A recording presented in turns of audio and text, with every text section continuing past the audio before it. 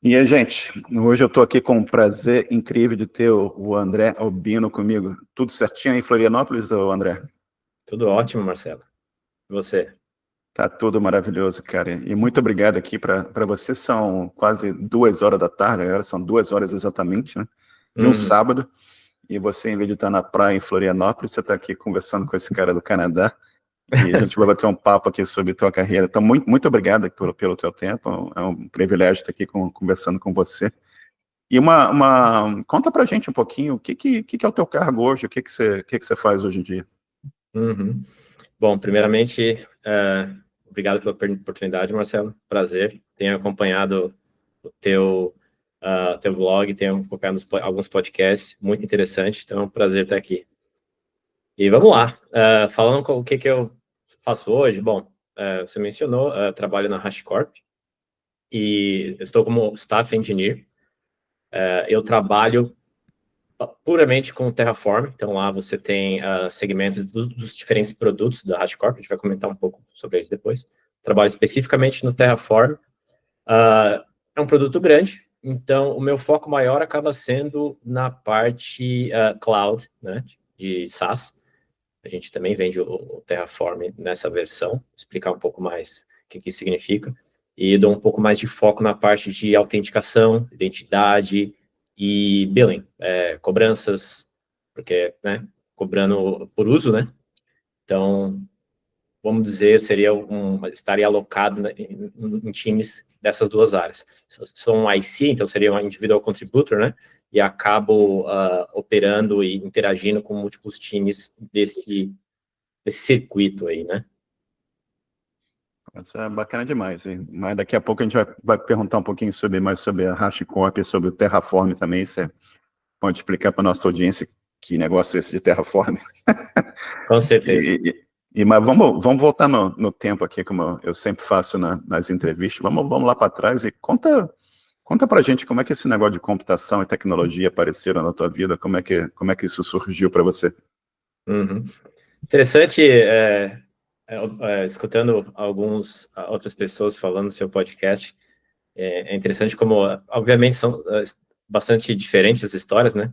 Mas algumas coisas se conectam, né? No meu caso, basicamente, sempre fui, desde criança, muito interessado em eletrônicos, videogame, qualquer coisa. Um pouco de influência também do meu pai, que também sempre, né, sempre foi muito, vamos dizer, ativo em buscar as coisas novas, o que estava acontecendo. Por essa razão, até pelo incentivo dele, de alguns outros familiares, quando jovem, assim, 12, 13 anos, já me colocaram em curso de informática, na época, manutenção de computadores, já faz um tempinho. E dentre esses cursos, um dos cursos era de Delphi, Opa, e olha só, era Delphi e CorelDRAW. opa. Mas foi engraçado, porque a motivação principal foi por causa do CorelDRAW, né, aprender a mexer com desenho, arte, não sei o quê, mas eu gostei mais da parte do Do Delphi, né, Delphi. aprender Pascal, e também ver as coisas funcionando, né, porque a gente estava naquela fase de, Windows 98, por aí, saindo o Windows XP, e você via os programas, assim, aí, pô, sei lá, arrastava duas coisas, saía um programa, né, depois que, né, você vai entender o código gerado por trás, isso é outra discussão.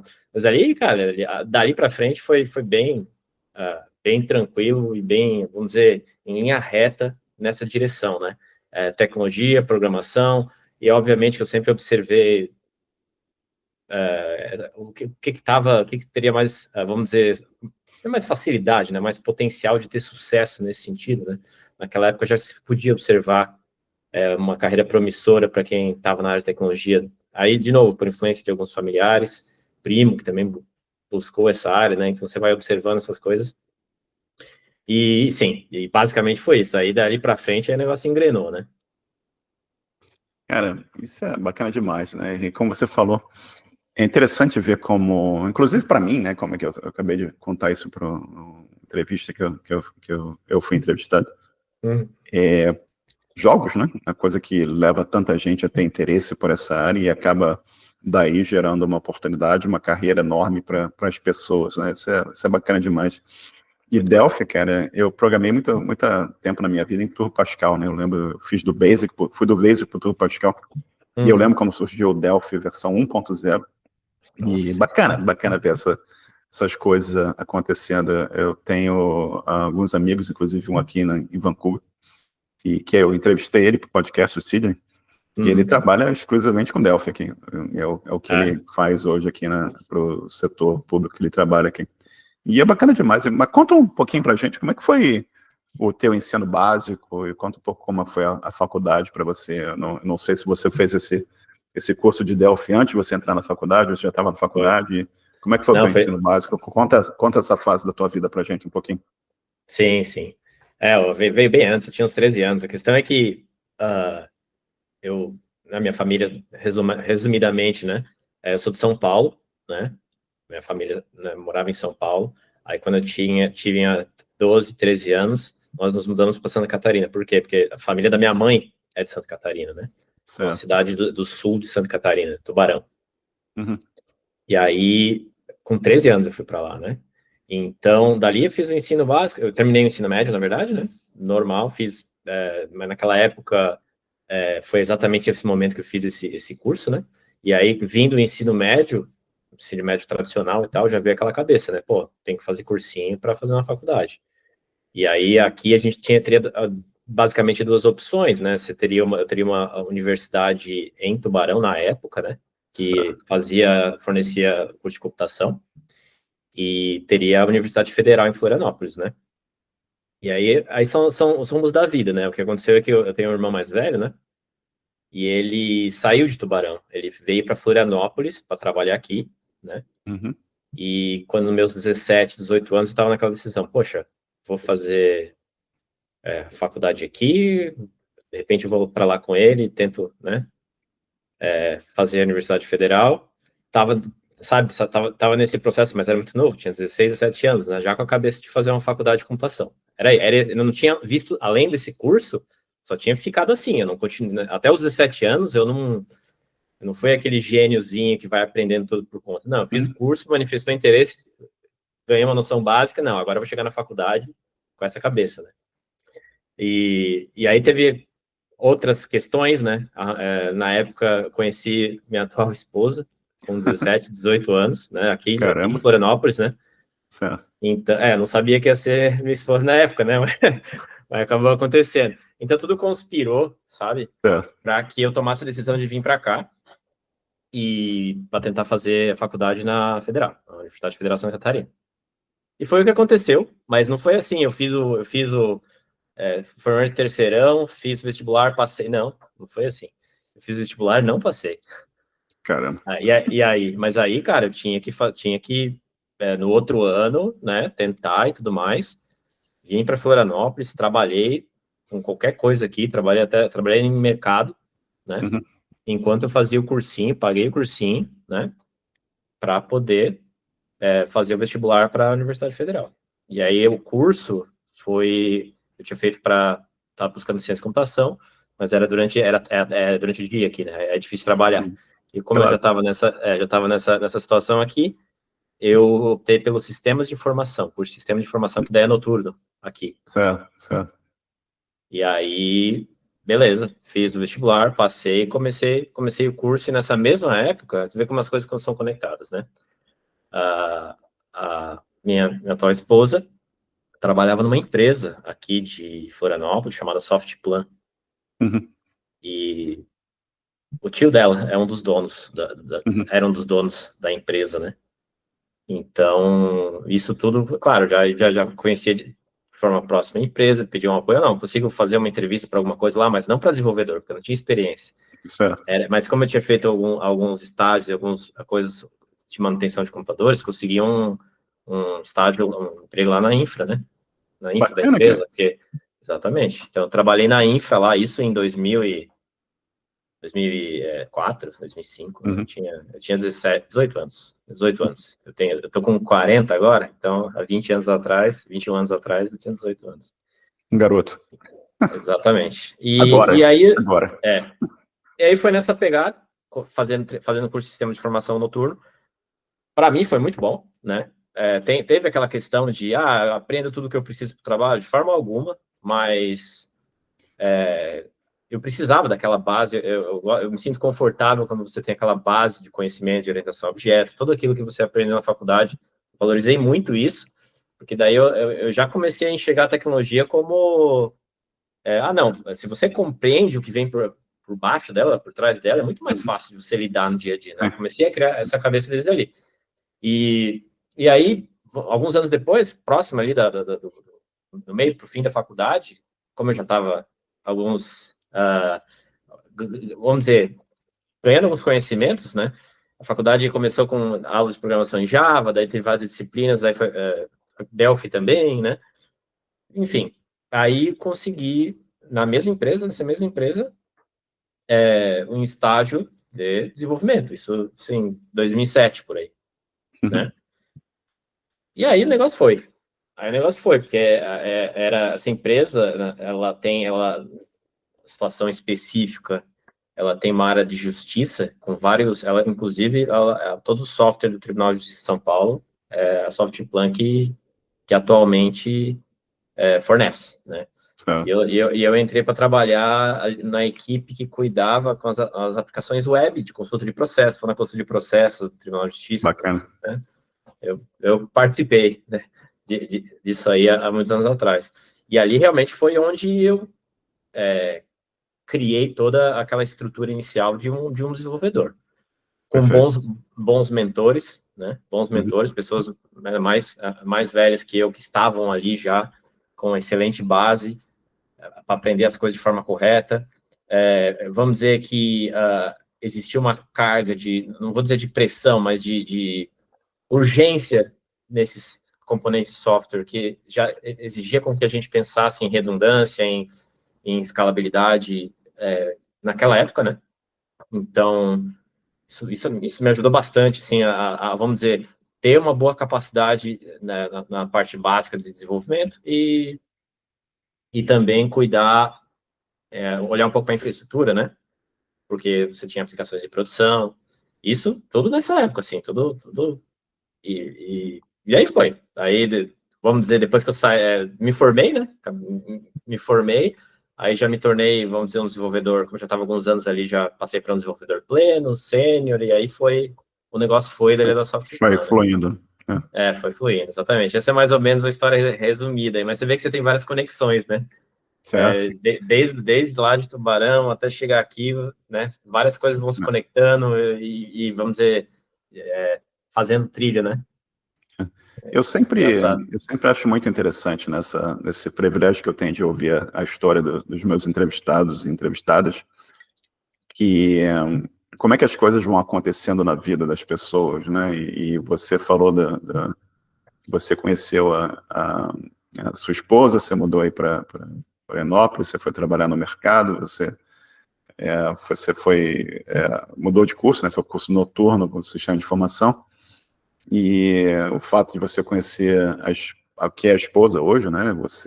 Aquilo abriu um contato para você que viabilizou um estágio numa área de infraestrutura, que te trouxe uma bagagem inicial para você entender alguma coisa de infraestrutura que eventualmente te ajuda até no trabalho atual que você está em Terraform, né? Que você tem um conceito que você aprendeu há 20 anos atrás, que esses conceitos não sumiram, eles continuam sendo...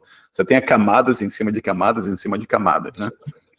E você, através desse processo evolutivo dentro dessa empresa aí, você chegou eventualmente no estágio de desenvolvimento, que abriu outra porta para você e te trouxe, quer dizer, você tinha aquela camada de infraestrutura que você tinha entendido o básico, servidores, aquela coisa toda, né? Redundância, o que é, e você começou a entender desenvolvimento e essas coisas vão te combinando, chega num ponto que você tem o trabalho que você tem hoje. Eu acho isso incrível, né?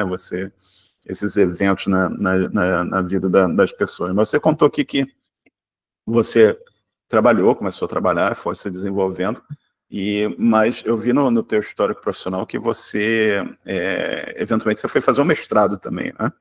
E, inclusive, mestrado na área de sistemas distribuídos. Conta pra gente, que a carreira evoluiu um pouco aí como programador, né? E você, eventualmente, falou assim, pô, quero fazer um mestrado. Como é que surgiu isso? Como é que foi essa decisão? E como é que foi o mestrado, propriamente dito? Conta um pouquinho essa fase da vida pra gente. Com certeza. Bom, basicamente eu enganchei, foi direto. Eu me formei e já iniciei o mestrado. Tudo iniciou, assim, a principal motivação, de forma bem resumida, é o contexto em que eu estava na empresa. Porque era mais ou menos 2012, 2013, e já se pensava muito ali na minha equipe e tudo mais, um conceito de federação de autenticação. De ter, né, a gente tinha um OpenID naquela época, né, que é uma tecnologia que estava, vamos dizer, estava vindo para facilitar a autenticação entre diferentes componentes ou diferentes organizações, e estava muito nessa pegada no momento que eu estava me formando, e a gente estava implantando um sistema de autenticação que fosse mais distribuído, que pudesse ser escalável, né? E então, pô, eu vou tentar trabalhar alguma coisa a respeito disso aí, né? E, enfim, tive um desempenho muito bom ali na minha graduação, no TCC, né? E os próprios professores ali, que também, vamos dizer, participaram da banca ali no TCC, eles já estavam no mestrado, né? Eles eram professores de mestrado, eram orientadores e tudo mais. E eles mesmos, tem participar do processo ali e tal, né? E, não pensei duas vezes. Não pensei duas vezes. Realmente, porque o que eu já estava vendo que era o mais difícil, assim, é você ter algum assunto que você se motive de fazer um trabalho em cima, né? E eu já tinha uma maturidade, porque quando eu me formei, eu já estava trabalhando como desenvolvedor há quase 3 anos, né? 3 anos e meio, né? Então já tinha eu já começava a crescer, ou a aparecer em mim essas motivações, né? Então, beleza, participei do processo, escrevi um draft, vamos dizer assim, do tema que eu gostaria de discutir, e, olha, foi aceito assim, de primeira, né? Basicamente, eu estava tendo muitos problemas.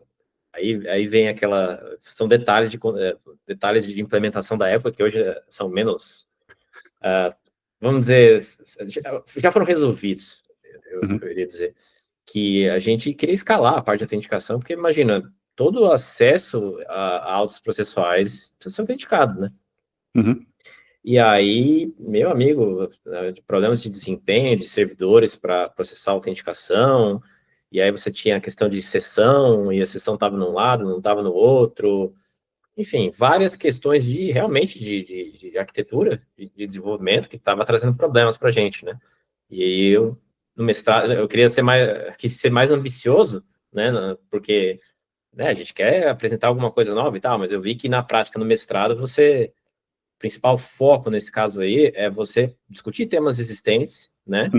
E facilitar discussões, trazer soluções melhores, né?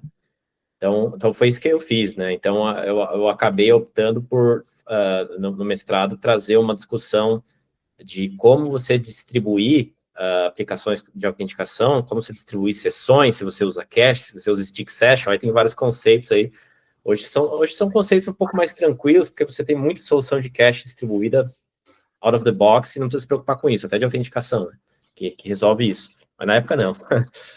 Então, eu realmente apliquei alguma coisa, assim. A gente fez um estudo na empresa, se a gente ia usar cache distribuído, ou a gente ia ficar no stick session na época. Ficamos no stick session e resolveu, né? Que é basicamente, se você autenticou com o servidor, toda vez que tu bate, né, no servidor, você bate no mesmo, né? Em vez de ir pro outro, né? Hoje é uma discussão mais ou menos tranquila, né? Eu vi até que houveram citações em cima desse meu trabalho, né? E, enfim, mas esse foi o primeiro motivador, que eu acho que seria o mais óbvio, né? Mas depois eu aprendi que teve uma motivação muito grande, né? Que eu aprendi a escrever. Foi no mestrado. A dissertação, né? Pesquisar, escrever um monte de paper toda hora e ajudou. Eu aprendi a pesquisar e aprendi a escrever. Foi ali, não foi na faculdade. E hoje, né, vou dizer por quê, vou explicar por quê, mas hoje isso me ajudou muito, é uma das minhas principais forças, né? Aí mais à frente vou explicar o porquê disso. Saber escrever bem, né? E, o André, o nosso grupo lá dos programadores, você tem pessoas que e tem experiência enorme, e tem as pessoas que estão começando e estão no Hello World, né? Então, conta um pouquinho para a gente, dá uma introduçãozinha, uma explicação rápida, o que é autenticação e o que é um cache distribuído. Conta um pouquinho sobre esses dois tópicos para a gente em termos genéricos. Com certeza, com certeza. Bom, de forma bem resumida, né? Eu acredito que é muito claro para qualquer um, né? Você está aí no seu Gmail, você está no seu Google, você está no Facebook, no Instagram, você precisa colocar o teu usuário e senha e seguir adiante, né? E isso você precisa ter um serviço, você precisa ter um software que processe isso, bata a sua identidade, né? E, você pode ter acesso a esse conteúdo. Então, é isso. Basicamente é isso, quando a gente fala da área de autenticação. E quando você entra na parte de, isso que eu falei de cache distribuído ou não, isso não se aplica só à autenticação, isso se aplica a qualquer serviço web. Porque o que acontece? Toda vez que você coloca um serviço, vamos falar do Instagram mesmo, né? Você deve imaginar que o Instagram, quantos servidores precisa estar no ar com o Instagram para ele poder servir todo mundo, né? Uns 2 ou 3, né? Centenas de milhares e tudo mais.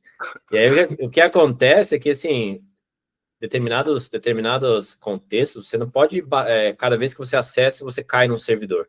Porque se você cai no servidor A e depois você vai de novo cair no servidor B, o B não tem o contexto do que você estava fazendo no A, né? Então, não vai funcionar. Basicamente, é isso, não vai funcionar. Então, você tem que atrelar as coisas para que esse contexto seja carregado entre todos os servidores, né? E quando a gente fala de cache, basicamente, você ter uma memória que fica, vamos dizer, do lado ali, e toda vez que você acessa um servidor, ele bate nesse cache.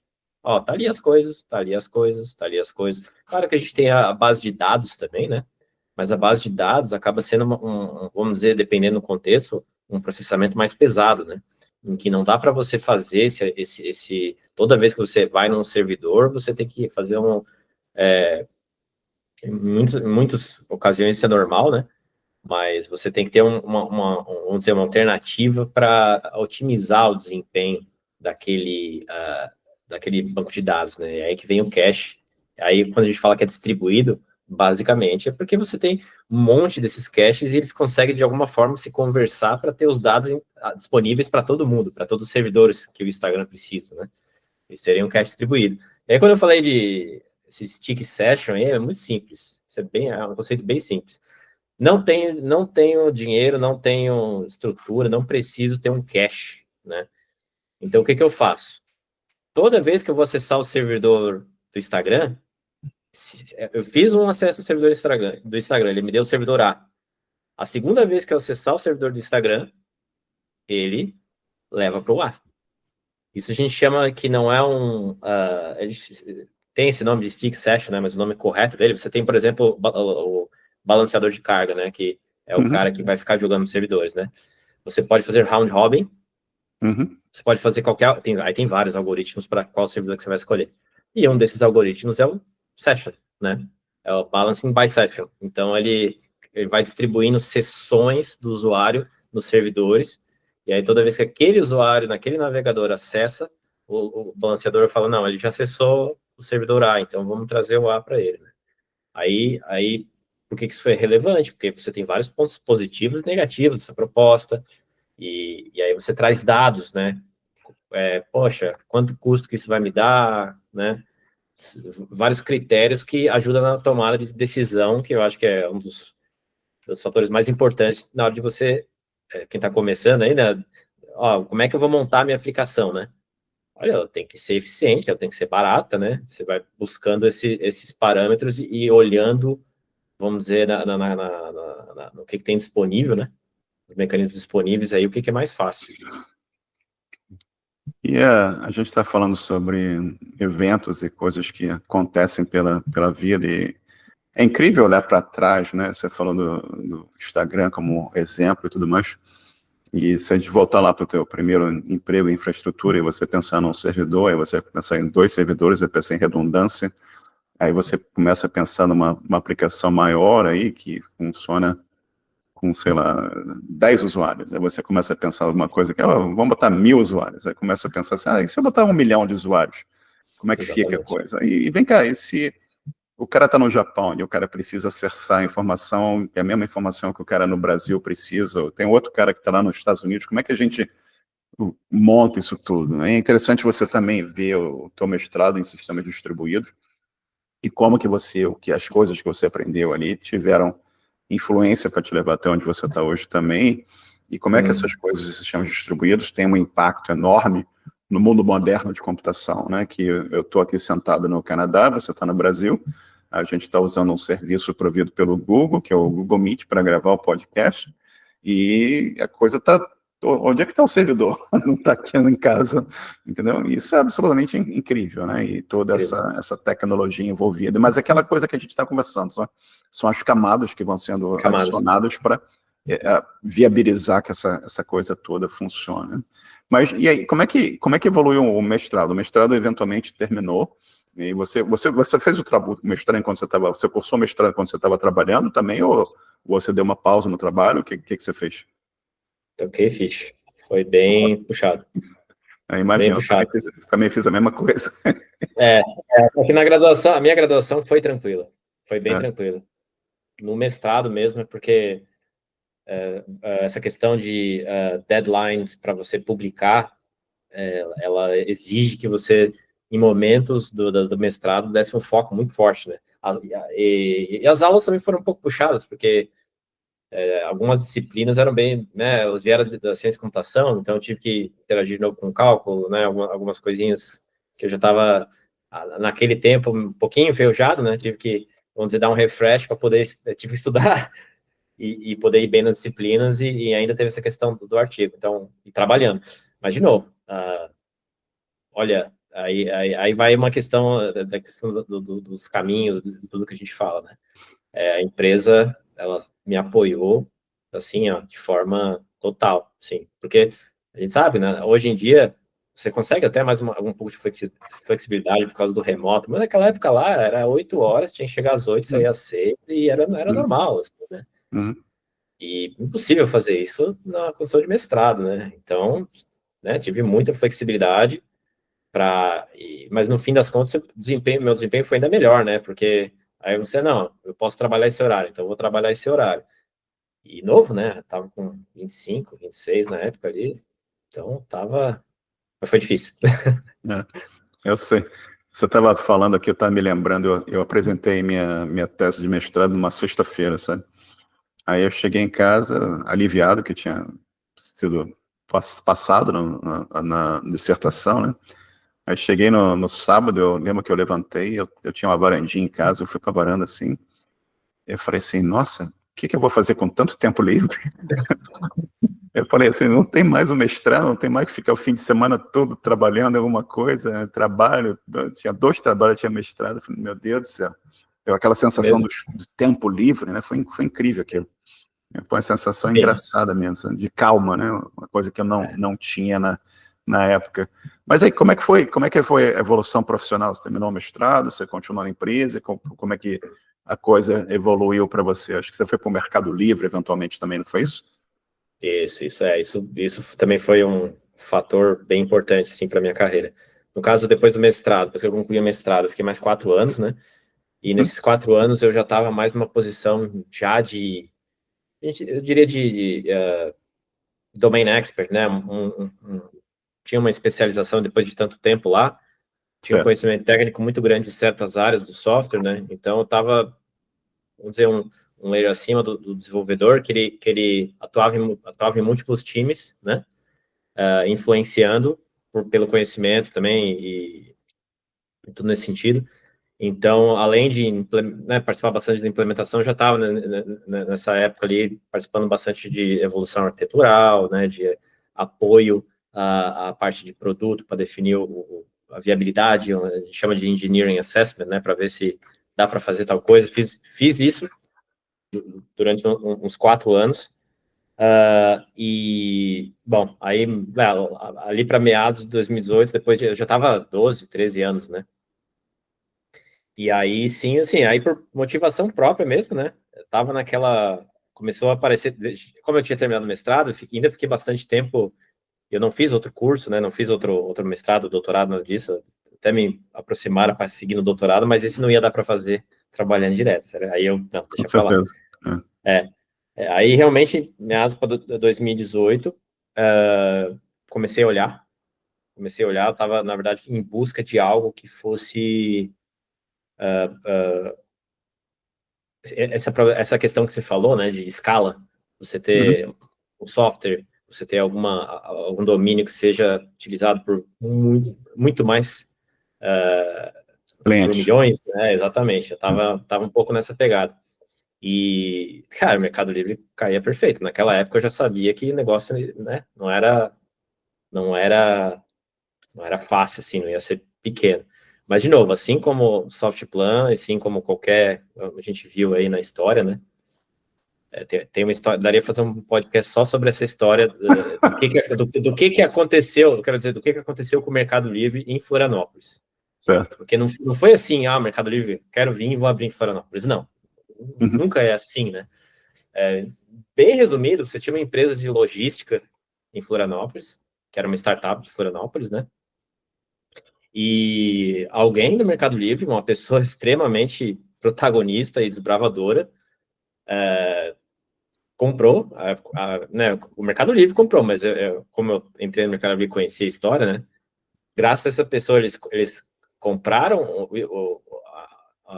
essa startup, em vez de, não, vamos pegar o serviço dele e trazer para cá e tal, não. Eles pegaram e aproveitaram que existia uma bagagem ali de desenvolvedores, sei o quê, e abriram uma filial aqui, né? E dessas pessoas que trabalharam nessa startup, eu conhecia quase todas, porque eu sou daqui, né? Bacana. Enfim, e aí esse foi o primeiro local que eu iria olhar, né? Porque eu sabia que pessoas que eu conhecia extremamente, pessoas ótimas, trabalharam lá, indicaram lá. E no momento que eu entrei, em 2018, era tudo muito novo, a empresa tinha sido comprada há um ano só, né? E eles, vamos dizer, eu entrei no momento certo, porque eu era uma pessoa que já tinha uma experiência de desenvolvimento, né? Naquele tempo, era em 2018, já estava com 10 anos, 11 anos de desenvolvimento de software, né? E se precisava, em Florianópolis, no escritório de Florianópolis, se criar uma coisa autossuficiente em nível de conhecimento, de desenvolvedores, né, de práticas, né, porque imagina, você abre uma filial aqui, contrata um desenvolvedor e joga lá. Não é assim que funciona, né? Tem a questão da cultura, tem a questão de, vamos engajar para que as práticas de outro local da empresa venha para cá, né? Então, eu contribuí muito nesse sentido e aprendi muito, né? Nessa época aí que eu, né, conheci o Juliano, né? E outras pessoas. Então, eu fui muito... tive muito papel até engraçado de comunidade interna, vamos dizer, né, para a gente, para ter uma cadência boa de desenvolvimento e vamos dizer, dar prestígio ao escritório, que tinha até essa pegada, assim, não, vamos deixar esse escritório de Florianópolis, no Mercado Livre, né, um local de referência, porque naquele ponto a empresa já tinha dezenas de milhares de colaboradores, né. E eu acho sempre interessante como é que o universo vai conspirando de uma certa forma e gerando oportunidades, né? Da mesma forma que a tua, na época, esposa ou namorada, né? Que abriu de uma certa forma lá aquela estrada da primeira empresa para onde você foi fazer o teu estágio. Essa pessoa que teve a ideia de comprar a startup lá, ela, de uma certa forma, ela teve um impacto ali que impactou a tua vida para sempre, né? E ela não fazia a menor ideia daquilo que ela estava fazendo ali teria um impacto positivo para você e tantos outros aí, né? E da mesma forma, no momento que isso aconteceu, o fato de você ter o teu network, né? Coisa que eu sempre falo para as pessoas, o network é fundamental. Você conhecer as pessoas é fundamental, você expor para as pessoas o que você está fazendo, o teu trabalho, as pessoas te conhecerem e falar, pô, esse cara não é maluco, não, esse cara entende do que ele está falando aqui. É importante isso, né? E é incrível ver como esse quebra-cabeça todo as peças vão se conectando e aquilo, no momento, abre uma estrada enorme na tua vida. É incrível isso, né? É bem interessante. E eu acho que vale citar também que Florianópolis é uma capital, mas não é uma cidade grande, né? Então, tipo, é bem mais, vamos dizer, usual que exista um network mais fechado. Tanto é que quando, né, eu fui para o Mercado Livre, algumas pessoas que trabalhavam na minha empresa já tinham ido para lá, então eu já conhecia mais gente lá, e quando eu cheguei lá, né, várias outras pessoas saíram, né, fizeram esse movimento também, saíram da Softplan e foram para o Mercado Livre. Mas é porque não tem muito o que fazer, não tem tanto, né, não tem tantas empresas, né, então isso acaba sendo natural, e obviamente que por influência também, no caso, pessoas que vieram da Softplan trabalhar no Mercado Livre, foi influência minha também, né, pessoas que, né, a gente teve vamos dizer, uma proximidade por anos junto, e isso é natural acontecer, mas, de novo, isso vem muito de network mesmo, de estar com as pessoas que têm confiança em você, né? E eu acho isso muito positivo. Você vai tendo impacto na vida das outras pessoas também, da mesma forma que essa pessoa que comprou a startup teve impacto na tua vida, você começa a ter impacto na vida de outras pessoas, daquele efeito cascata, né? Aquela coisa exponencial que vai ajudando todo mundo aí para frente também. Mas como é que a vida evoluiu no Mercado Livre? Como é que foi a tua estrada até você chegar na Hascorp nos dias de hoje? Então, aí no Mercado Livre teve o aspecto de desenvolvimento profissional que foi muito importante por causa do que estava acontecendo lá na época, né? Na época que eu entrei, o Mercado Livre não tinha a desenvoltura da parte de logística que tem hoje, né? Você tá no Canadá, não fica muito tão claro para você, mas assim, nível de primeiro mundo, como o Mercado Livre tá atuando na logística, né? Tipo, o Brasil, que é um país, né, um país gigante, e eu comprei ontem e está chegando hoje, né? Eles entrega, né, no dia depois, qualidade, né, uma coisa fantástica, mas não era assim quando eu entrei. Na verdade, na época que eu entrei, tipo, o Mercado Livre não tinha muito sua própria logística. Era Correios, a maior parte era Correios, e estava se começando alguns centros de distribuição parceiros, né? Opa, tá me ouvindo aí, Marcelo? Tô ouvindo, sim. Pô, bacana demais, cara. E eles, o Mercado Livre, interessante, porque eu com quase 30 anos de Canadá, eu tenho 28 anos aqui, eu perdi completamente o Mercado Livre. Eu não vi o surgimento e o crescimento do Mercado Livre, né? Mas tendo conversado com o Juliano e com o Jonathan também, eu entendo um incrível crescimento e o que isso representa também dentro do mercado do Brasil e o mercado profissional para todo mundo que ajudou. E é bacana você ver isso dentro do Brasil, né? Você vê, como você falou, o crescimento, que a gente está falando aqui de tecnologia, mas logística, comércio, venda, isso tem um impacto gigante, né? Na vida de um monte de gente.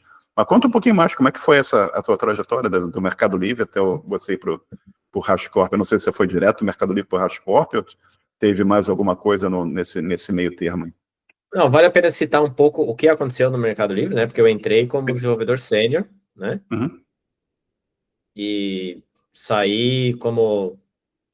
Olha, lá eles têm a nomenclatura de... cada empresa tem o seu, vamos dizer, essa escada, né? Plano de carreira. Exatamente. Então, lá no Mercado Livre, bem resumidamente, você tem o desenvolvedor sênior, aí você vira um project lead, ou você vira um technical lead, que daí seria a área técnica, né? Aí, dali para cima, o project lead vira manager e senior manager, enquanto que o technical lead vira expert ou senior expert, né? Então, eu entrei como desenvolvedor sênior e, tipo, 1 ano, 2 anos, eu já estava como senior expert, né? E muita coisa aconteceu, né? Então, foi ali realmente, se dá, vou fazer um comparativo, ali foi o ponto que eu mais cresci na minha carreira profissional. Aí teve a questão de timing, né? Que eu participei ativamente dessa construção da logística própria do Mercado Livre, né? E com certeza os outros entrevistados devem ter citado isso. É uma coisa imensa em relação à escala, né? milhões e milhões e bilhões, e quando a gente fala de acessos por minuto, quando a gente fala de quantidade de servidores, quando a gente fala de nível de urgência, que a gente trabalha de logística, se dá algum problema no software, o caminhão não entra no centro de distribuição e trava tudo o negócio, né? Uhum. Então, aí que entra as tecnologias, né? Muito microserviços, desenvolvimento em Go, tecnologias que visavam, vamos dizer, permitir com que as equipes conseguiam fazer self-service dos seus serviços em produção de forma segura, de forma escalável, né? Claro que sempre dá para fazer coisa errada, né? É para isso que, vamos dizer, eu também estava lá, né? Para refletir muito sobre, ou ajudar muitas equipes a refletir sobre o que elas estavam fazendo para não fazer besteira, não repetir serviço, não fazer, vamos dizer, incidentes que pudessem travar tudo, né?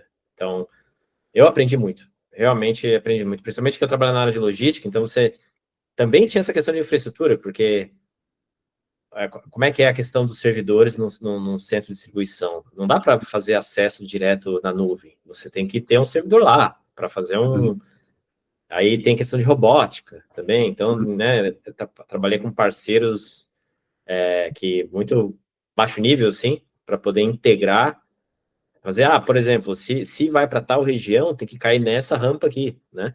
Eu trabalhei com essas automações aí, e foi extremamente rico, né? E fiz isso por aproximadamente 3 anos e meio, né? E aí você me pergunta do HashiCorp.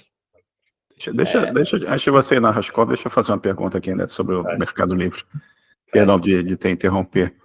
Que tem duas coisas aqui, né? Então, ainda tem aquela coisa da infraestrutura lá do começo da tua carreira, que te ajudou nisso. E tem também o teu mestrado, né? O sistema distribuído, que também te ajudou, coisas que você entendeu no mestrado que estão sendo colocadas em prática nesses problemas da escala que você tá falando. Mas eu ia te perguntar, não sei se você pode comentar isso ou não pode. Se não puder, tudo bem, sem problema algum. O Mercado Livre, eles têm eles operam no Brasil inteiro, na América Latina e tal.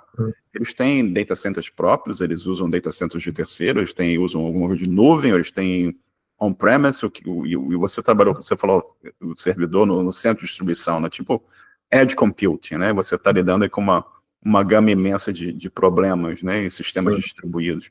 Como você pode comentar um pouco sobre essa infraestrutura, como é que funciona a cloud, como é que funciona isso? Que tipo de serviços estão sendo usados aí?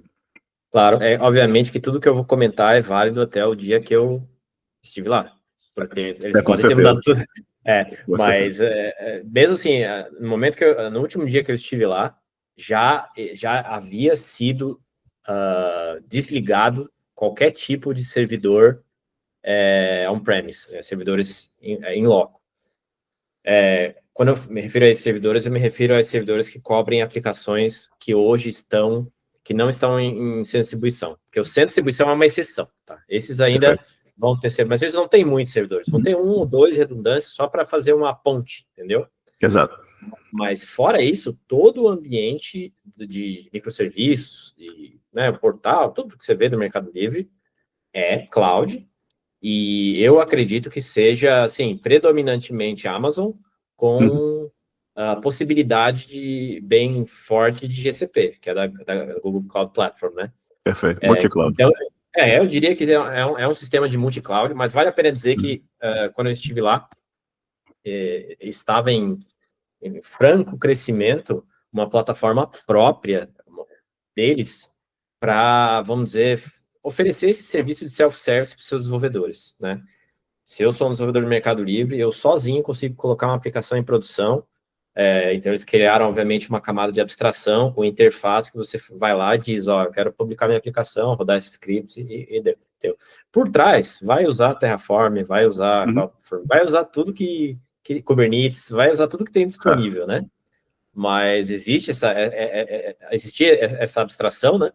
E, olha, escala, assim, medonha, assim. O Mercado Livre, com certeza, é uma das empresas com maior gasto da Amazon do mundo. Sensacional. deve estar no top alguma coisa e não, hoje, né? Naquela época. Então, assim, é totalmente cloud, não existe nada on-premise, com exceção desses servidores que, vamos dizer, servem como checkpoint ou tão próximo da automação do centro de distribuição, né? Que na época que eu estava lá, eram algumas centenas, agora já são milhares, assim. Nossa, o pessoal lá é agressivo. Isso é sensacional. E eu sou da época que você pegava o disquete com programinha para levar na casa do amigo para rodar na máquina do colega. Então, você pensar nessa coisa, tipo, vamos colocar um sistema aqui com 5.000 servidores ou 5.000 containers rodando em algum lugar e distribuir isso pelo mundo, é um conceito, assim, sensacional. Mas conta aí, como é que você foi lá para HashiCorp? Como é que a HashiCorp apareceu na tua vida? Aí vale um branch na história, voltando rapidamente. Git branch. Um pouco para Softplan, mas um pouco no Mercado Livre também. Que, cara, eu conheço a HashiCorp desde que ela fez o primeiro produto, assim. Ela começou com o Vagrant, que resumidamente, ele facilita. Eu quero rodar um Linux, isso em 2013, tá? Docker Beta, acho que saiu em 16, 15, 16. Então, alguns anos antes, né?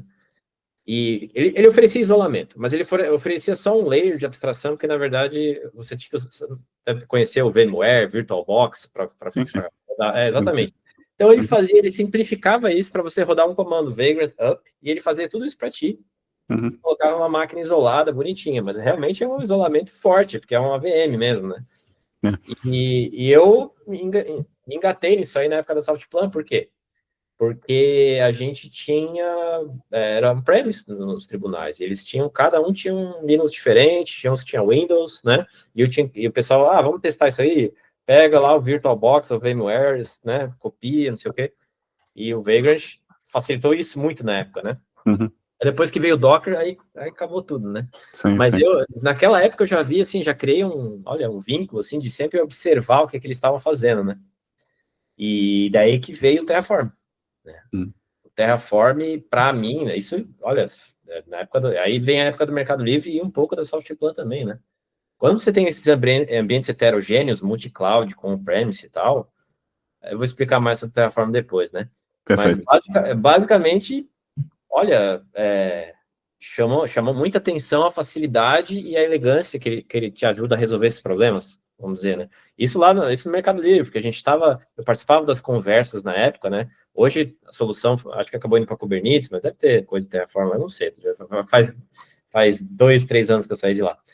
E a gente conversava muito sobre isso lá. Bom, acho que o Terraform vai ajudar nisso aqui, porque a gente queria fornecer um ambiente automatizado, self-service.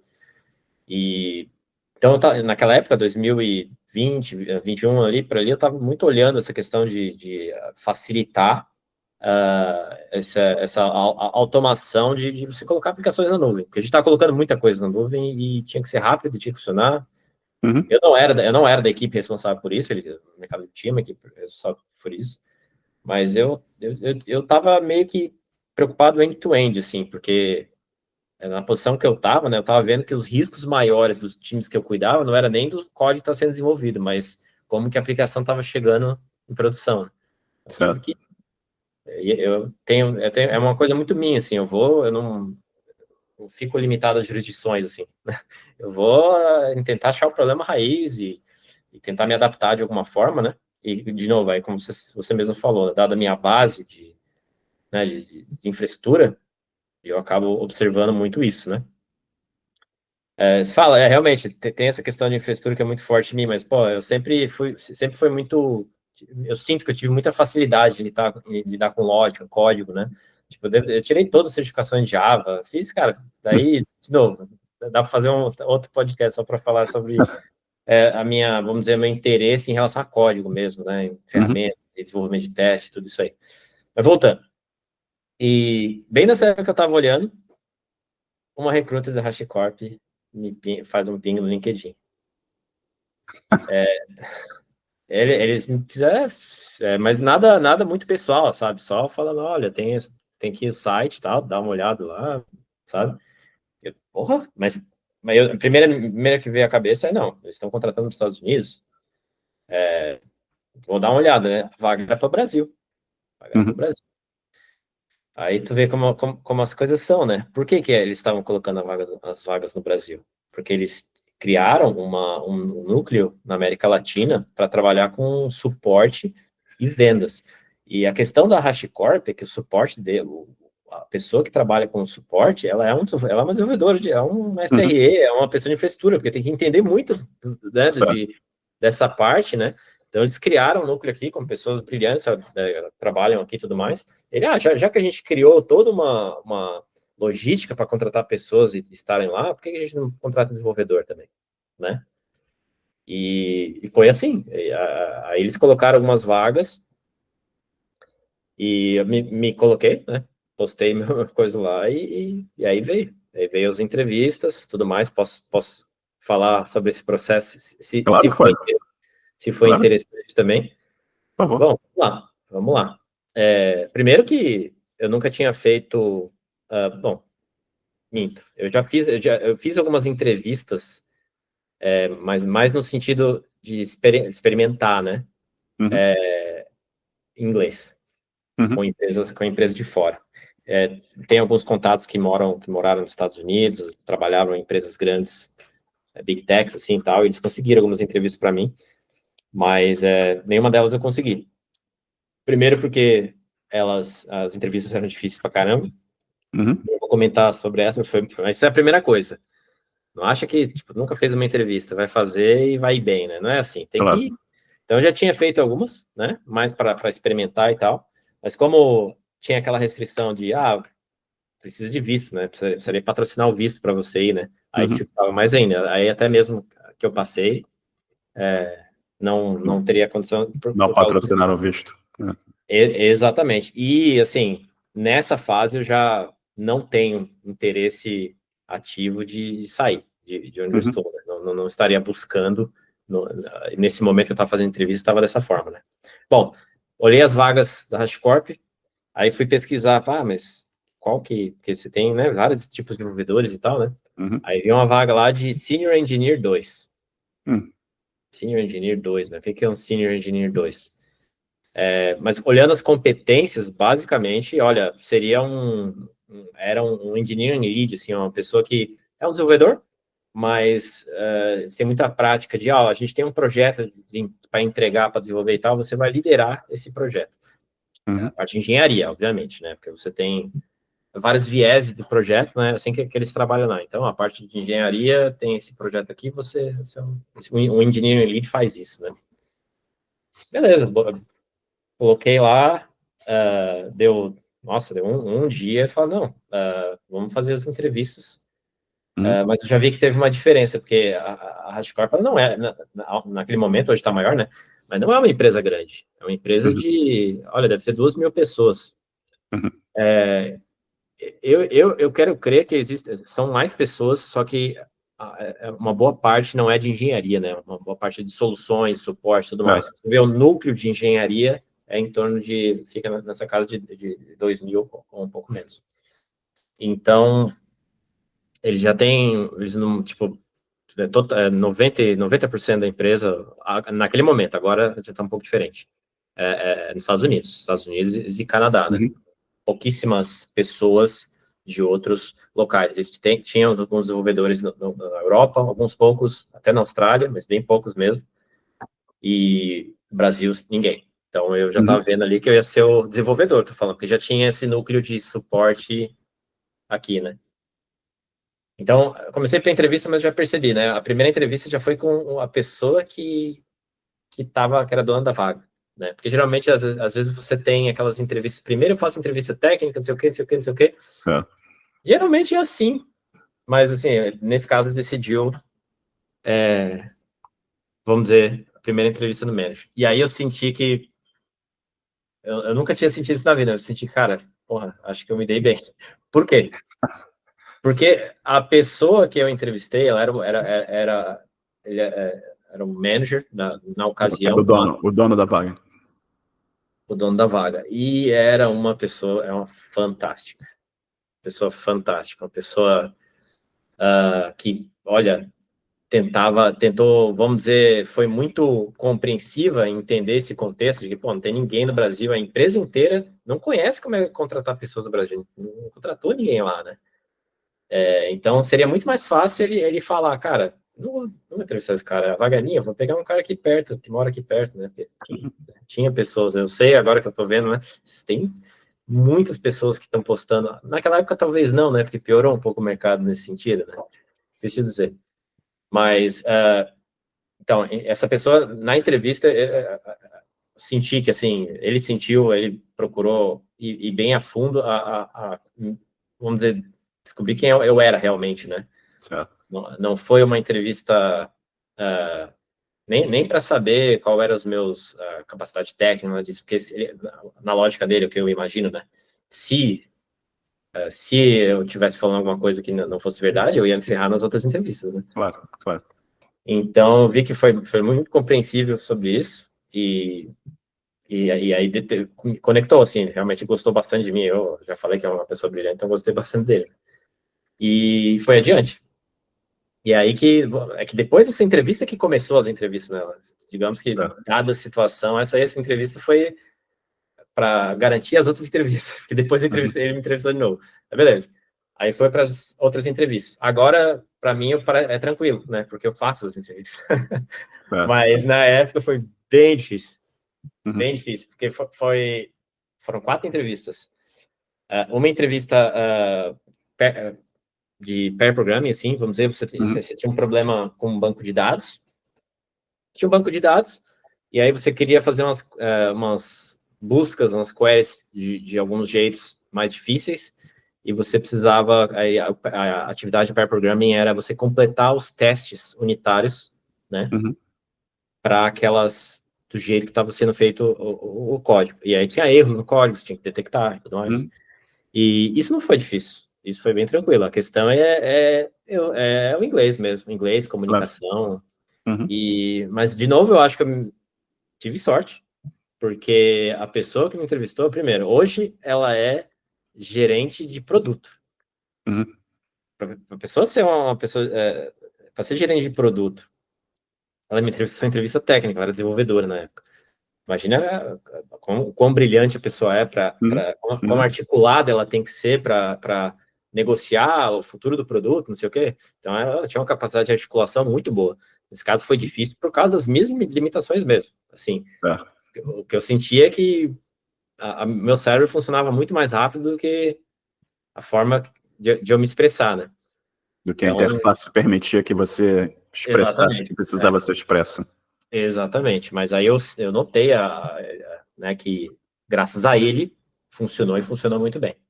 Mas mesmo assim, fiquei nervoso e tudo mais. Vamos para a próxima entrevista. Aí era uma entrevista de design. Aí, design? Como assim? Eu pensei que, tá, beleza, fazer diagrama de componente, alguma coisa assim. Mas, basicamente, assim, eles têm uma série de problemas. Aí eu tô falando da empresa, né? Eles têm, vamos dizer, uma gama de situações para você modelar, e essa modelagem é feita na conversa.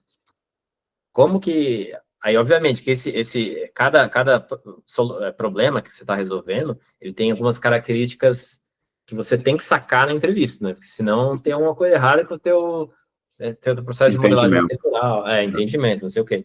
Então, aí ele veio com um problema de elevador. Vamos modelar um elevador, né? Aí, elevador, são 3 elevadores no prédio, tantos andares, como é que é o software, como é que é os componentes, né? Quais são os casos de uso, né? Quais são os... E esse foi bem difícil também, de novo, por causa da comunicação, né? Até alguns termos, algumas coisas do elevador eu não sabia, né? Porque você sabe, assim, falando em tecnologia, é tudo em inglês já, né? Não tem problema. Mas você vai para a linguagem natural, até casual, é difícil. E também tem a questão de cultural, de conversar e tal. Para mim foi bem difícil ali de conseguir me expressar. Mas depois que eu fui ver, né, que eu aplico essa entrevista também, não só com o elevador, com outras coisas, mas eu fui muito bem.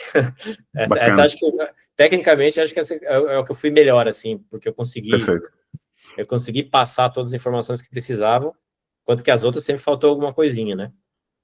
Bom, aí depois dessa eu tive aquela entrevista com outro lead engineer, e ele tentando sacar qual que era a minha capacidade de negociação, de conversa, de priorização, de qual que era a minha maturidade.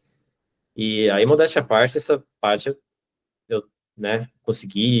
Foi mais tranquilo. Foi bem mais tranquilo. O difícil ficou de novo pela comunicação. Quando eu digo difícil, não quer dizer que eu não consegui, mas é uma que eu saí depois, poxa, cansado, sabe? Sim. Mas eu acho que aconteceria até o fato de ser inglês que já era a terceira, então eu já estava começando a ficar melhor, né? Vamos dizer.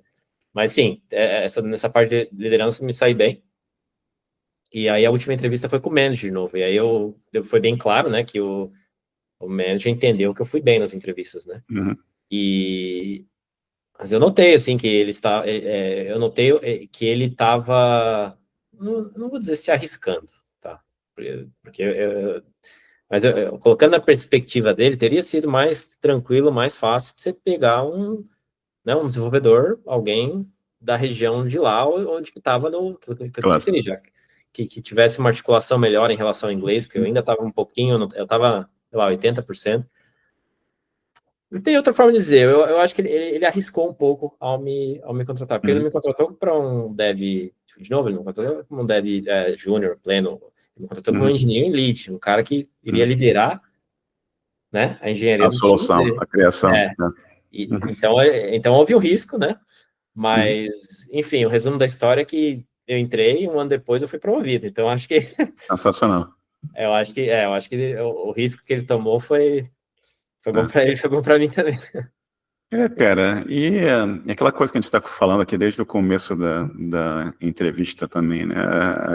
As oportunidades, você foi se arriscando, não existe caminho perfeito, né? Você foi acumulando conhecimento pela tua carreira, pela tua formação, e no momento que essa oportunidade apareceu, você encarou aquilo como tinha que encarar, né? Você foi conversando com as pessoas, mostrando o que você consegue fazer, mostrando a sua correção, mostrando a sua experiência, as pessoas foram apreciando isso e chegou no momento que a pessoa falou, não, vamos em frente e estamos aí, o resto é história, né?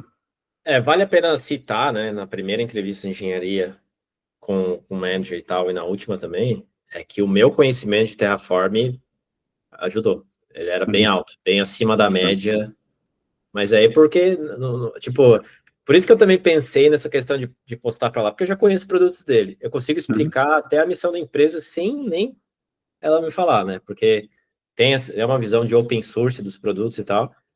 E eu conhecia os produtos, sabia usá-los, entendia bem o conceito deles, pude falar muito bem eles na entrevista, né?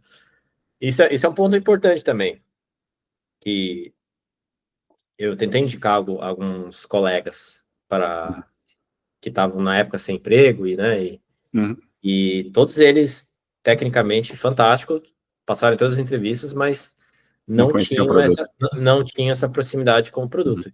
E aí não é que precisa, mas é conveniente, né? Claro. É meio implícito, assim, né? E no meu caso, assim, eu conhecia Terraform, aí não o produto SaaS, né? Porque eu nunca usei o produto, até aquele ponto eu nunca tinha usado o produto SaaS deles. Certo. Mas a parte open source, CLI, tipo, cara, e não só eu conhecia também o Nomad, outros produtos deles, Vault, conhecia, porque, né, tá no dia a dia, e isso ajudou muito. Você já estava preparado para entrar na coisa e tocar o barco à frente, né?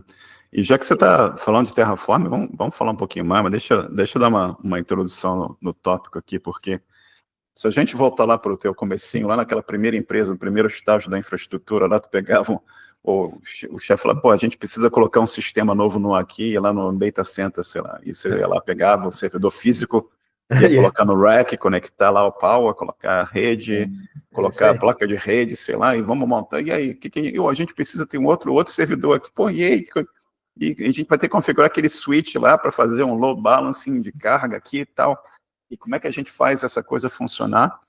E a vida eventualmente chega para um tipo de problema no Mercado Livre, e outros que o cara fala assim, olha, a gente precisa colocar 5.000 servidores aí, o que a gente vai fazer? Vamos precisar de um data center maior, chefe. E essas coisas não, e aí você fala, pô, não tem, ninguém tem a capacidade, você não tem o power, você vai custar uma fortuna, e você já tem empresas que têm a nuvem, já tem a capacidade física, né? E aí, pinta o Terraform, né? Pinta o projeto da HashiCorp. E explica um pouco para a gente o que é o Terraform, como é que ele soluciona algum desses problemas, né? De você poder montar um plano lá e o troço vem, pô, deixa eu criar aqui 50 mil servidores na nuvem, deixa eu criar aqui os load balancers, os ingress, tudo que eu preciso aqui, os VPCs, o que seja, e explica para a gente como é que esse produto funciona e o impacto que isso teve dentro dessa área de cloud computing. Sem dúvida, sem dúvida. Bom, você já adiantou bem o motivador para isso, né? Então, eu diria o seguinte, eu preciso colocar 50 mil servidores na nuvem com essa aplicação, com esse de memória, com esse balanceador, como você faz? É uma pergunta, né? O Terraform é para resolver isso. Essa é mais ou menos, só que ele tem uma estratégia que é a questão do código. Então, a missão dele, eu diria que seria, o Terraform, ele busca trazer essa rotina que você tem, né? Eu tenho aqui uma forma para colocar todas as aplicações na nuvem. Então, o Terraform ele traz uma proposta de você escrever isso em código. É um código normalizado para você representar a tua infraestrutura de nuvem. Aí, quando eu falo nuvem, não é uma boa definição, na verdade, porque a ideia dele é ser para qualquer ambiente. E isso é uma realidade muito grande e é um dos maiores casos de uso dele, que olha, eu tenho que colocar serviços na Amazon, mas se cair, tem que ir para Google. Mas eu também tenho alguns servidores locais. Então, o que está na Amazon, eu tenho que usar CloudFormation, que CloudFormation é a mesma coisa, só que só para Amazon. Perfeito. GCP tem o deles, né? Azure também tem o deles, né? Mas eu tenho meus servidores locais, eu vou usar o quê? Vou usar Ansible? O que eu vou fazer? Então, o Terraform, ele através de providers, né, que é uma estrutura de plugins, ele tem, por exemplo, você tem o Terraform, aí você tem o provider Amazon, provider GCP, provider Azure, provider local, né? Então, daí você pega tudo isso, monta, escreve, Amazon, GCP e tal, eu quero servidores com essas especificações rodando isso. E você escreve isso, roda um comando, aí você até falou de planejar, né? O Terraform tem um comando, Terraform plan, que daí ele não faz nada, mas ele diz o que ele faria, que é sensacional, né? Porque daí você tem certeza de que está fazendo a coisa certa, porque a infraestrutura é uma coisa... Dry run, né? É uma coisa muito crítica, você não pode fazer e, não, estava errado, né? Então, ele tem essa forma muito, eu acho muito importante, com várias travas para que você não cometa alguma coisa destrutiva que não dê para reverter, né? Então, é basicamente isso. O que eu diria é que ele acaba sendo uma ferramenta... eu não vou dizer obrigatória, né? Mas com certeza é essencial para empresas que elas estão num nível de maturidade um pouco maior no sentido de servidores. Eu nunca vi uma empresa muito grande não ter uma redundância, né? E, aí cai uma região da Amazon, vai para outra, beleza, cai alguma coisa, mas aí cai CloudFront, por exemplo, né? Que é a parte que atende ao front-end lá. Enfim, quando você tem esse nível de maturidade, você precisa ter uma gestão de infraestrutura maior. Então, o Terraform ele vai encaixar como uma luva para esses aí. E é o que acontece, é o que eu vejo na prática, tá? É o que eu vejo na prática. Então, se você também está fazendo algum estudo rápido para colocar rapidamente algum serviço que você está desenvolvendo na nuvem, o Terraform também vai ser útil, porque como você representa ele como código, está tudo ali agnóstico de ambiente de nuvem, o máximo possível. E então ele acaba, é open source, né? Vale um comentário sobre isso. O Terraform ele não é mais totalmente ele é open source, mas a licença dele mudou, né? A licença dele é open source para projetos que tem alguns critérios de lucratividade e concorrência com a HashiCorp, né? Certo. E senão essa política mudou. Tanto é que existe um fork hoje, que é o OpenTF, que esse é totalmente open source e ele segue com a mesma política, né? Então, mas mesmo assim, ter isso com o código para você ver o que está acontecendo nessa área de infraestrutura que é tão crítica, também eu acho que é uma vantagem muito forte, né? Como comentário final, eu iria dizer que, assim, se você está sendo bem pragmático, assim, se você está numa startup e você, cara, eu preciso colocar a aplicação o mais rápido possível, depois eu vejo o que eu vou fazer, talvez o Terraform não seja upfront a melhor solução. Talvez seja melhor você pegar o CloudFormation, que é, né, vamos dizer, é a alternativa direta que só funciona com a Amazon, porque, enfim, como é com a Amazon, a produtividade vai ser um pouco melhor, né? Agora, quando essa questão vai no dia 2, né, ou dia N, aí você precisa, quando você entra nessas preocupações de infraestrutura, talvez você precise observar mais essas ferramentas, como é o caso do Terraform. Não sei se deu para elucidar um pouco Com sobre o certeza, produto. com certeza. E isso, novamente, é incrível, né? Eu gosto daquela analogia que eu fiz. Ô, Joãozinho, vamos precisar botar mais 3 máquinas no data center. Pega a máquina debaixo do braço e vamos lá instalar. Então, Vamos lá. e basicamente com a coisa do Infrastructure Code, as Code, né, que veio viabilizar você ter a computação à escala que a gente tem hoje em dia, né? Não é totalmente impraticável você, vamos criar o Uber aqui, ou então Black Friday, né? Precisamos de capacidade aqui, vamos colocar mais uma máquina no rack lá para ter mais capacidade. Não tem como, né? A tal da elasticidade que a gente precisa ter também com upscaling, downscaling, esse tipo de coisa toda, né? Isso é bacana demais. E cara, olhando aqui para trás, né? Você já trabalhou com um monte de coisa bacana, um monte de coisa que você aprendeu, tecnologias fantásticas, sistemas distribuídos, empresas enormes e projetos open source, projetos da HashiCorp.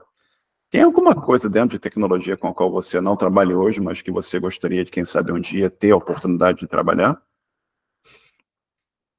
Olha, eu acho que eu vou trabalhar mais, mas não é uma tecnologia específica, mas eu diria, eu nem sei explicar exatamente como é que vai ser essa tecnologia, mas é como que os rumos do desenvolvimento vai ser com o IA, né? Perfeito. Porque eu já tô realmente, já notei eu ainda desenvolvo bastante, tá? Olha, quase toda semana eu tô colocando código. Qual é a tua stack? Então, aí vamos variar por produto, porque o que acontece tem que ter split, tem que dar o contexto, né? Certo.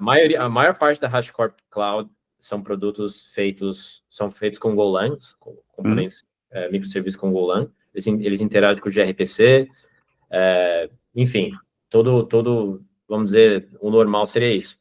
Mas você tem o Terraform, que é o produto SaaS, que ele é como se fosse um control plane para você executar as coisas de infraestrutura. E como ele tinha essa pegada de control plane, ele foi feito com Rails. Mas ele acaba sendo um dos produtos que eu mais mexo, porque ele que faz o gate de gestão de autenticação, gestão de billing, né? Não efetivamente processar a autenticação, isso é em Go, na verdade é um produto, é um open source, projeto open source que a gente usa. Perfeito. Mas, vamos dizer, a gestão disso, gestão de autorização, você fala de gestão, né? Acaba recaindo sobre esse produto Rails. E billing também, né? Processamento, então programa bastante em Ruby. É interessante, porque a minha vida inteira eu trabalhei com Java, e aí no Mercado Livre, né, teve aquele branch que aí ficou Java e Go, e aí aqui na HashiCorp ficou Ruby e Go. Interessante. Aí eu estava te falando a questão do IA e para Ruby acaba sendo fantástico, né? Porque tem muito boilerplate no Rails, né? Muito código gerado que primeiro que ele não é tipado, a gente até usa algumas ferramentas para melhorar isso, né? Que é o Sorbet, que é da Stripe, eu acho. Mas o IA ajuda pra caramba a achar as coisas, a gerar código de spec. Então, toda hora eu já tô acostumado com o Studio Code lá, acho que é Windows E ou Shift I lá, ele aparece o input para você perguntar alguma coisa sobre aquela linha de código, né? E isso mudou, cara. Isso realmente mudou. E aí, daqui a 5 anos, eu estou bem ansioso para saber como que eu vou estar, né? Se vai ser low code, será que vai começar a virar low code, assim? Sei. Eu Cara, 39 anos de estrada, eu já vi muita coisa, né? Isso realmente é uma coisa que está sendo, assim, bastante impactante, né? Eu tenho usado ferramentas que você deve conhecer, o Cursor, né? Que é um IDE, é um fork do Visual Code, né? Sim. E essa coisa que você falou, você abre a janela, você faz uma pergunta, ou pede uma solução, e mostra a solução para você. Algumas coisas vêm erradas, tem as alucinações, as coisas que algumas dessas soluções têm, né? Mas a aceleração de certas coisas é muito grande, né? Até coisas bem complexas, é bastante grande. E eu não sei se você usou o cursor, mas ele te dá aquela coisa de você manda aplicar, ele te mostra, tipo um diff, mostra um diff, né? E você pode aplicar o que mudou ou escolher para não aplicar. Isso é um acelerador bastante grande e eu acho que isso só vai ficar cada vez mais... o ferramental só vai crescer, se tornar mais sofisticado. Eu acho que a gente vai... Da mesma forma que Terraform e outras coisas vieram aqui para acelerar a solução de certos problemas, eu acho que a AI vai permitir ao desenvolvedor trabalhar em projetos aí, problemas mais complexos ainda, entendeu? Que você vai conseguir acelerar a criação de soluções que a gente não consegue acelerar hoje. Mas isso é bacana demais, e vai ser legal ver o que você pode falar para a gente no futuro, que você está trabalhando e que tipo de impacto está tendo para você com Terraform e outros produtos da HashiCorp. E olhando... Perdão. Só comentar que para nós, para a HashiCorp, é um desafio essa questão do IA, porque o pessoal não é muito aberto ao IA para tomar decisões de infraestrutura, né? É uma coisa muito crítica, né? Então tem que ser vista com muito cuidado como soluções, né?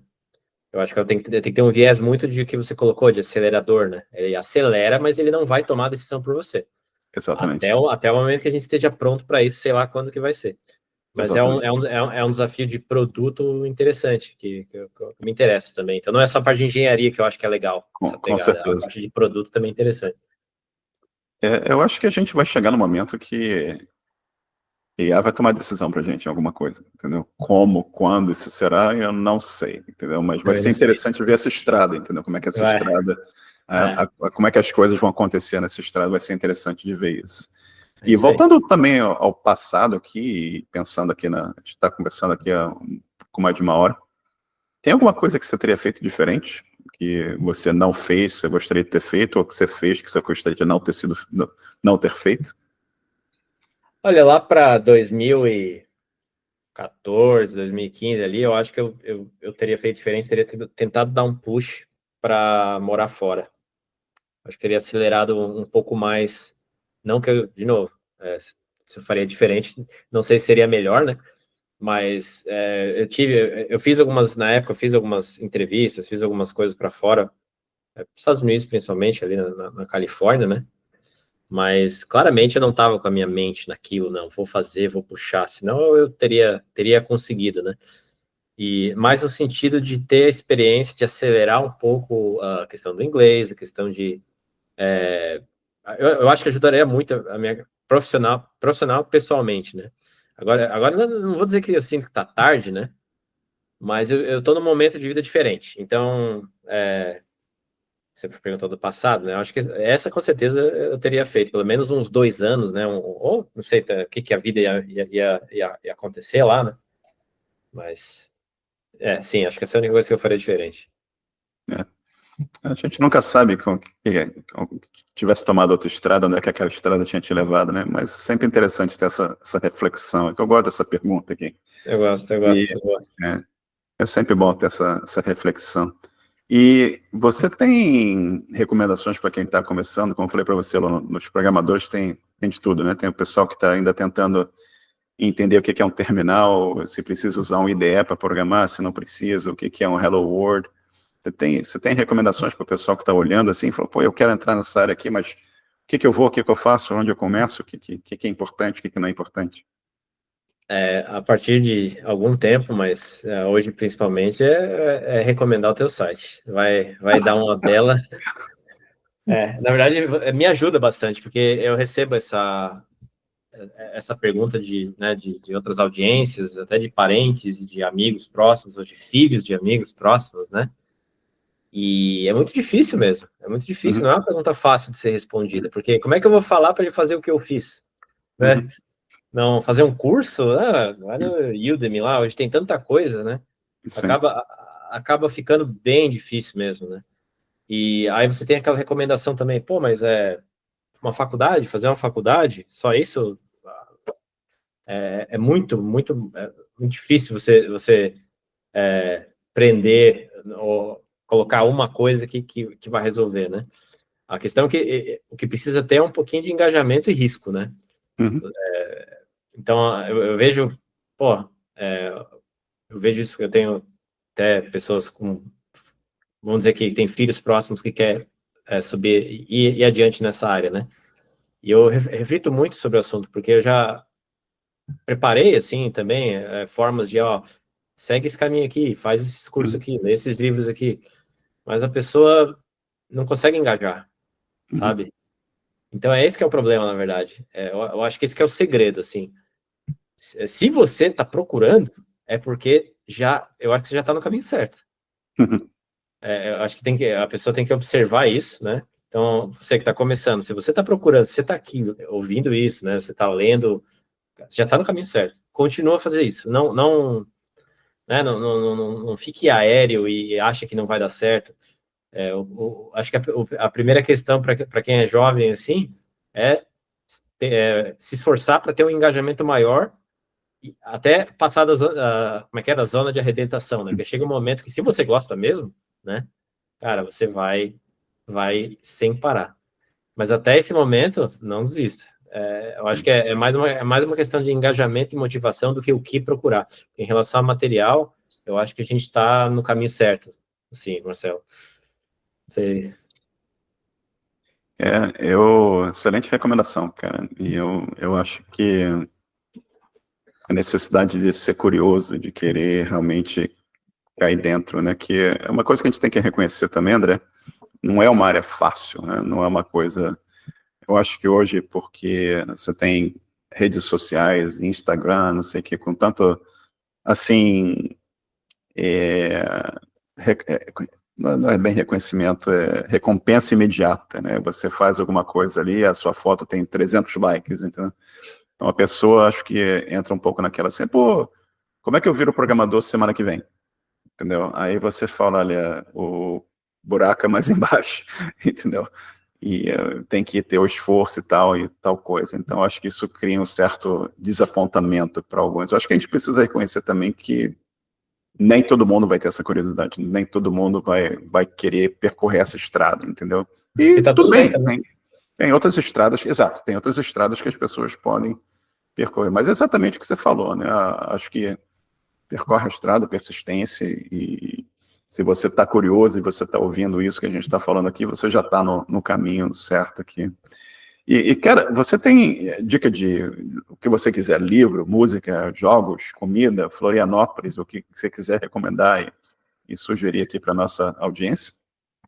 Isso é um momento de vida que eu tô, mas eu gostaria de ir nesse caminho. É um caminho um pouco diferente, né? Não é técnico ou leitura. Na verdade, eu acho que isso a gente está num momento muito bom. De novo, esse trabalho que você está fazendo, mas a gente sabe também que você consegue curar uma lista de cursos e uma área que você está buscando de forma muito fácil, né? Então, casando um pouco a questão de jogos que você falou, talvez isso seja apesar de que eu pessoalmente não já brinquei com, não é para mim a parte de tecnologia e desenvolvimento de jogos, né? Mas talvez para quem está começando seja um motivador, né? Olha, a recompensa que eu vou ter aprendendo e nessa área de jogos né, a carga de conhecimento que vem junto, talvez possa te ajudar a guiar na carreira. Então, existem cursos interessantes voltados a jogos que, na verdade, ensinam a programar, que eu acho um potencial caminho para quem está começando. E a segunda coisa, eu acho que aí eu ia atender mais para performance, tá? Eu gostaria de falar não só para quem está começando, mas para quem é desenvolvedor e está buscando performance. a minha fase com maior performance foi quando eu cuidei mais da saúde. Uhum. Os momentos que eu estava, vou trabalhar mais, não cuidava da alimentação, não cuidava do exercício, cara, foram meus momentos de pior rendimento no trabalho, momentos que mais estava branco, que aparecia aquele bug, você não conseguia achar para resolver, né? Mas é porque, né, você está com uma fadiga sistêmica e o teu cérebro não está funcionando. Hoje eu tenho um equilíbrio muito grande em relação a isso, você vai ficando mais velho também, né? E, né, tem uma rotina extremamente diligente quanto à saúde, alimentação e tudo mais, e é evidente, claro, o meu ganho de performance no trabalho, né? Uma mente mais limpa, né? Uma mente, vamos dizer, sem aqueles... sem qualquer, até você não fica doente, né? Fica menos doente, né? Fica mais disponível. Então, uma coisa que eu sinto, você talvez esteja conectado com a tua pergunta de que eu faria diferente. Cuidar um pouco mais da saúde quando eu era mais jovem. Quando você é mais jovem, a porrada não é tão forte, né? Então até vai. Mas tá muito ligado a isso. Eu acho que se esse trabalho está muito estressante, você é um desenvolvedor e está lá para resolver problemas e atender, não vai ajudar noite mal dormida, má alimentação, estresse. Você vai ser um desenvolvedor pior do que você poderia ser. Então, trazer essa recomendação aí para fazer uma musculação, uma alimentação boa, que, vai ser bem mais fácil. Excelente recomendação, cara. As pessoas se surpreendem quando eu falo que eu não tomo café, cara. Eu nunca bebi café, nem pretendo. E o André, você ainda é jovem, cara. Você tá com 39, 40, eu vou para 60 no final de outubro, então você tá jovem ainda. Eu também. Mas você eu quero estar bem também com 60, então vamos lá. Vai estar. E, cara, como falei, a gente está aqui mais de uma hora aqui, eu sou externamente grato aqui pelo teu tempo. Tem alguma pergunta que eu não fiz, que você gostaria que eu tivesse feito? Em relação a mim, em relação a mim, obviamente, né? Em geral, que seja. Eu consegui conectar as coisas que eu gostaria de falar, principalmente em relação a essa das dicas, né? Eu acho que eu consegui, assim, uma coisa que eu acho legal é como é que como é que eu concilio a parte profissional com a parte pessoal, porque todo desenvolvedor tem aquela vida meio que ele vai para a cama e vem trabalhar, café, não sei o quê. Então, uma boa pergunta seria essa: como é que é o teu equilíbrio para você garantir você conseguir ficar 8 ou 10 horas na frente do computador e ainda, né, isso não afetar a tua vida, né? Mas eu acabei falando na dica, né? Então, porque essa questão que é um sofrimento grande. Eu ainda tenho quatro monitores aqui e fico 8 horas por dia sentado, né? Então, pô, como é que você consegue fazer isso e ainda ter uma saúde boa? Aí a resposta é aquela que eu te coloquei, né? Rotina e alimentação, musculação e horários um pouco mais regrados, né? Mas, de novo, na época de faculdade, mestrado, e você tentando buscar as coisas, é difícil, né? Então, é fácil, é um pouco mais fácil quando você tem uma coisa um pouco mais consolidada, que eu acredito que eu cheguei mais nesse ponto, né? Do que eu estava, sei lá, 10, 15 anos atrás, que eu também não me cuidava tanto e tive problemas por causa disso. Poderia ter tido performance, eu acredito, melhor até, se fosse mais regrado com essa questão aí. Total, cara. Saúde é fundamental, e é o que eu falo para as pessoas, saúde não tem high availability, né, cara? Você não tem redundância, não tem high availability. Se o coração parar, um abraço. Abraço. Exato, entendeu? Vai dar um shutdown menos H0. Já era. Já era. E, André, você quer divulgar alguma informação para contato, rede social, LinkedIn, o que você quiser divulgar? O LinkedIn, sempre tem bastante gente que conecta por lá e pode estar aberto, né, para conversar. E meu GitHub também, André Albino P, né? E eu tento deixar ativo de alguma forma, que agora, né, com o trabalho da HashiCorp não é fácil. Não é fácil. Mesmo é engraçado, né? Porque a empresa tem vários projetos open source, mas eu não estou trabalhando em nenhum deles. Estou trabalhando só nos que são Isso é uma coisa que eu pretendo mudar. Perfeito. Bom Mas é isso aí. plano. Beleza. E, André, só queria te agradecer novamente aqui, já para você já são 3h30 da tarde, como eu falei, você, em vez de você estar na praia, está aqui conversando comigo, e agradeço muito aqui, contar essa história fantástica que você compartilhou com a gente, e fica 2 minutinhos comigo aqui para a gente papear, vou parar de gravar, a gente papear um pouquinho aqui. Show de bola. Obrigado, André. Valeu.